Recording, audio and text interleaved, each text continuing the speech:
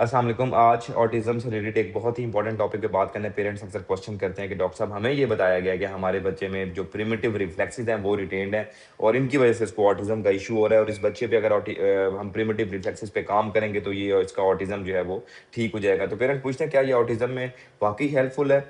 और अगर primitive reflexes integrate हो जाएँ तो क्या ऑटिज़्म ठीक हो सकता है? तो आज की वीडियो में मैं सिंपल लैंग्वेज में आपको बताऊँगा कि प्रिमिटिव रिफ्लेक्सेस क्या होते हैं, ये नॉर्मल डेवलपमेंट में इनका क्या रोल है और क्या ऑटिज़्म के बच्चों में अगर इन पे काम किया जाए तो क्या ये हेल्पफुल होते हैं या नहीं? तो सबसे पहले मैं बताऊँ प्रिमिटिव रिफ्लेक्सेस होते क्या हैं?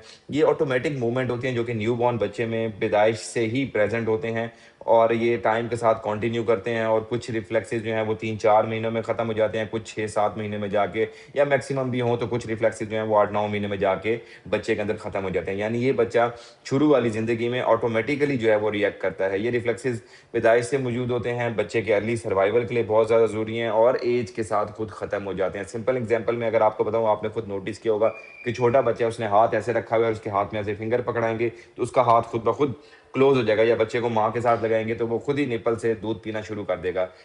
तो ये ग्रैस्प रिफ्लेक्स या जो सकिंग रिफ्लेक्स है, ये एक नॉर्मल बच्चे का प्रिमिटिव रिफ्लेक्स है। जब ये होता क्यों है? क्योंकि नॉर्मली जब बच्चा पैदा होता है तो उसका जो लोअर ब्रेन होता है वो इस चीज़ को कंट्रोल कर रहा होता है, जो अपर ब्रेन है वो कंट्रोल नहीं कर रहा होता क्योंकि वो डेवलप नहीं होता। वो पिछली वीडियोज़ में मैंने आपको बताया है कि वो 2 साल या मैक्सिमम 3 साल में जाके 80 टू 90% के दरमियान डेवलप होता है। जब upper part of the brain develop होता है तो फिर ये रिफ्लेक्सेस खत्म हो जाते हैं।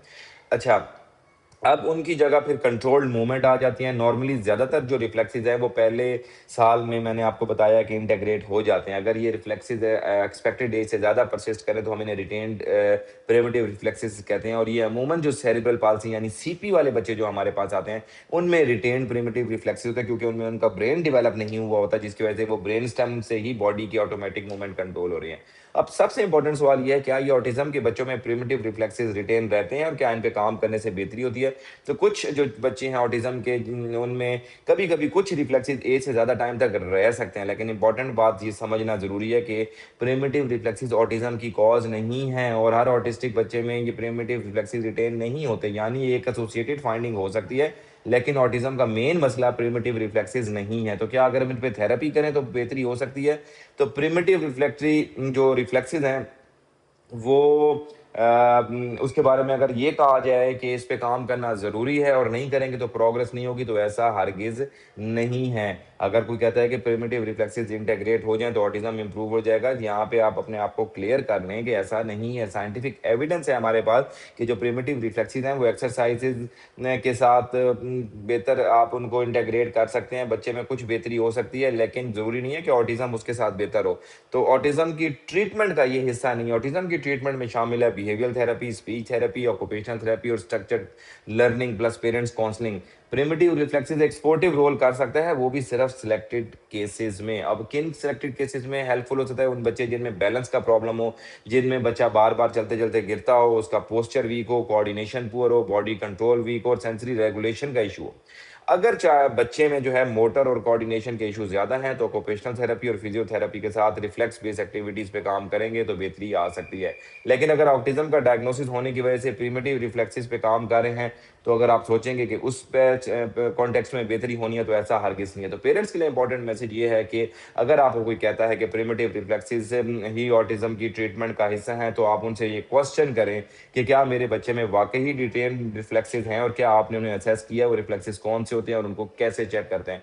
क्योंकि हम जो डॉक्टर्स हैं, हम इसको फर्स्ट ईयर एमबीबीएस से पढ़ना शुरू करते हैं, फिर हम इनको हाउस जॉब में अप्लाई करते हैं, फिर क्लिनिकल प्रैक्टिस में हम इनको चेक करने का हम तरीका सीखते हैं, फिर हमें जाके पता चलता है। दूसरा ये सवाल करना है कि क्या मेरे बच्चे को मोटर प्रॉब्लम है? क्योंकि ऑटिज़्म में मोटर प्रॉब्लम्स नहीं होते।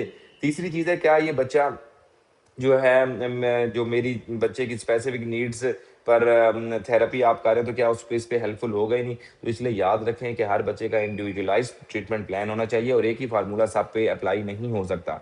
प्रिमिटिव रिफ्लेक्सेस एक नॉर्मल डेवलपमेंट का एक इश्यू होता है। कभी-कभी कुछ बच्चों में ये रिटेन हो सकते हैं और सिलेक्टेड केसेस में उन पे काम करना हेल्पफुल हो सकता है। लेकिन ऑटिज़्म में जो ट्रीटमेंट जो है ये प्रिमिटिव रिफ्लेक्सेस पे काम करना नहीं है, बल्कि स्ट्रक्चर्ड डेवलपमेंटल थेरेपीज होती हैं, उससे बच्चा बेहतर होता है। इसलिए हर एडवाइस को ब्लाइंडली फॉलो करने की बजाय साइंटिफिकली उसको अंडरस्टैंडिंग और प्रॉपर असेसमेंट पे फोकस करें, क्योंकि हर बच्चा यूनिक है और ट्रीटमेंट जो है वो भी बच्चे की नीड्स के मुताबिक की जाती है। ऑटिज्म की ट्रीटमेंट में अगेन मैं हर वीडियो में कहता हूँ कि diagnosis, assessment, assessment based therapy और उसके साथ हमें इंप्रूवमेंट मिल सकती है। Thank you.